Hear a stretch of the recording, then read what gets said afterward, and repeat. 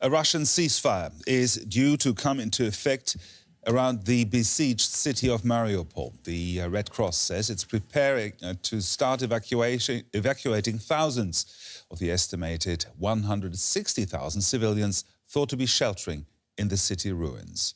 Russian forces have been bombarding the southern port continuously for days. The strategic coastal city is key to controlling access to the Sea of Azov. Previous attempts to establish humanitarian corridors out of the city have failed. Stuck in Mariupol.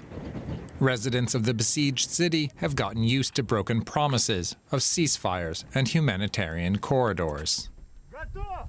Russia said it would uphold a ceasefire on Thursday. But it was yet another false dawn, as fighting continued on the streets of a city now consumed by urban warfare. Of course it's still shooting. It wasn't quiet this morning, of course. The shooting this morning didn't make it possible to hear the ceasefire, not at all. There's a lot of shooting. The month-long Russian bombardment has left this vital port in ruins. Several attempts to let civilians leave have failed. A convoy of 45 Ukrainian buses, along with a Red Cross team delivering humanitarian aid, was due to arrive in the city on Friday morning, in the latest attempt to get people out. Russia has promised another limited ceasefire for the convoy along the route from Mariupol to the Ukrainian-held city of Zaporizhia. Every day, we're trying to do everything to ensure the work of humanitarian corridors from Mariupol in order to evacuate civilians remaining in the city, including women, children, and elderly people. Partly we managed to do it, but in most of the cases, Russian forces do not let people go to free Ukrainian territory and do not let any humanitarian convoys enter. Many in Mariupol fear it could be now or never.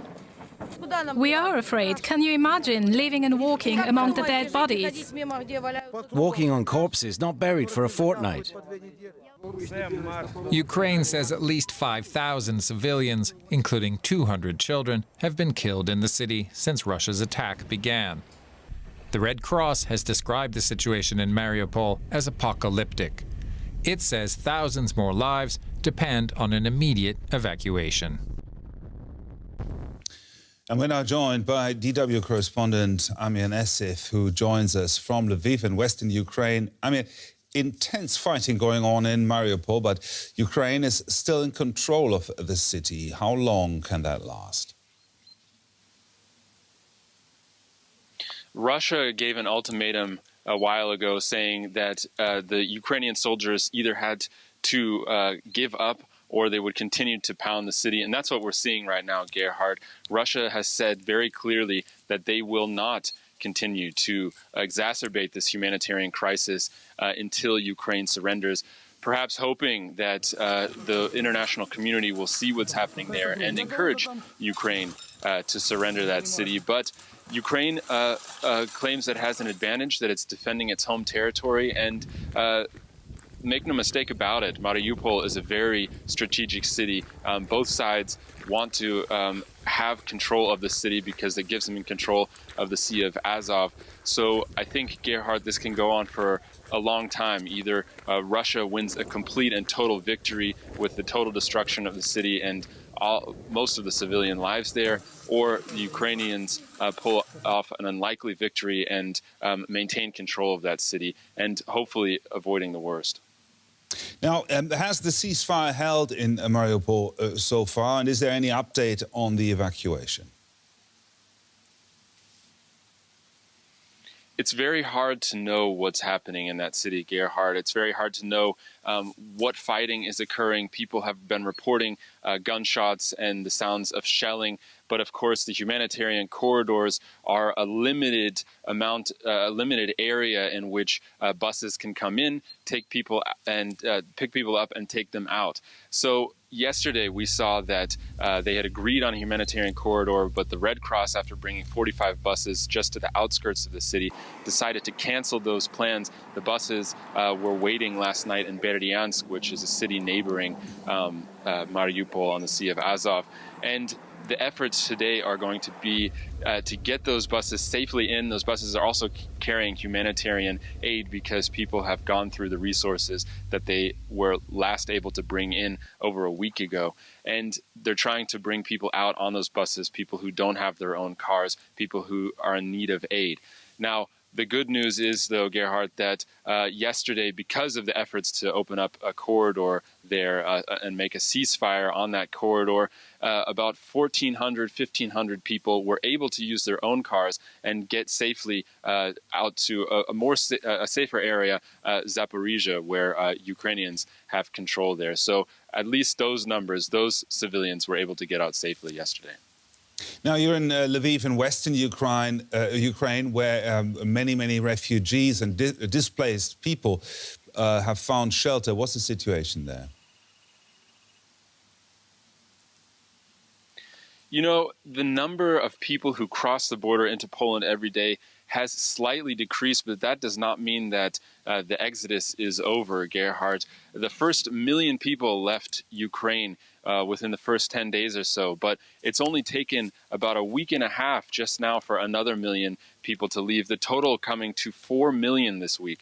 That is over the number that was the worst case scenario estimate by the UN when this war broke out. So more people have fled Ukraine than was expected to be the total number of people fleeing throughout the course of this war at the very beginning. You can see that here in Lviv. I was at the train station the other day, and there's a little humanitarian village set up there where people are being served soup while they wait for their buses to cross the Polish border. And I spoke to one woman who spent 2 nights in Lviv because every time she tried to get on a bus, it was standing room only. She's an elderly woman and needs a seat to take that journey across the border. So it really is, it has not died down. The number of people crossing the border every day continues to be a very large number of people, Gerhard. Amir Asif, thank you very much.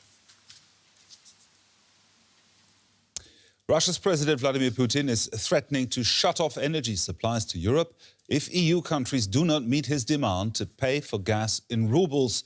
Deadline today. It's an attempt to shore up the Russian currency against crippling Western sanctions.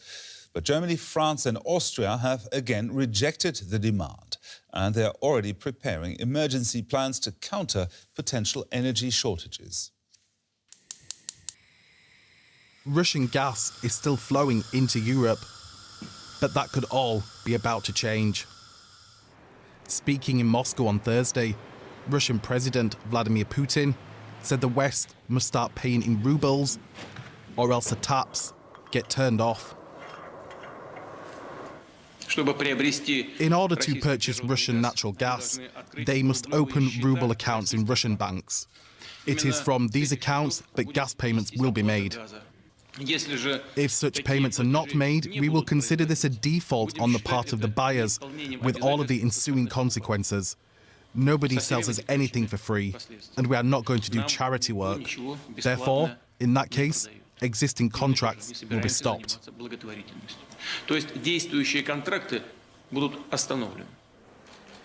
German Chancellor Olaf Scholz said Germany would continue to pay in euros and sometimes dollars.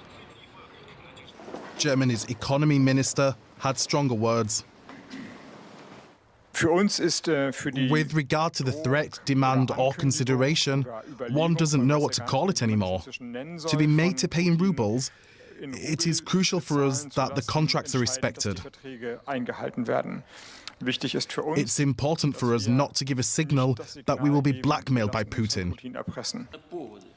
The US called Putin's latest move a sign of desperation. I think fundamentally, this is just another indication of the dire straits that Russia's economy is in. This is a sign of economic and financial desperation on the part of the Russian Federation. With the Kremlin's demand set to start from Friday, the rationing of gas could quickly follow, making the impact of Russia's war felt in homes across Europe. Let's have a quick look now at some other Ukraine-related stories that we're following for you. US President Joe Biden wants to release up to 180 million barrels of oil from the country's strategic reserves to control rising energy prices related to the war in Ukraine. The International Energy Agency will hold an emergency meeting on Friday to discuss further actions. Ukrainian President Volodymyr Zelensky says that Russia is concentrating troops in the Donbas region in order to launch, quote, powerful offensives. In a video address, he said Ukraine would defend itself and that Moscow should expect sanctions to continue as long as the war goes on. Ukraine's nuclear authorities say Russian forces occupying the contaminated Chernobyl nuclear site have begun to leave after showing signs of radiation sickness.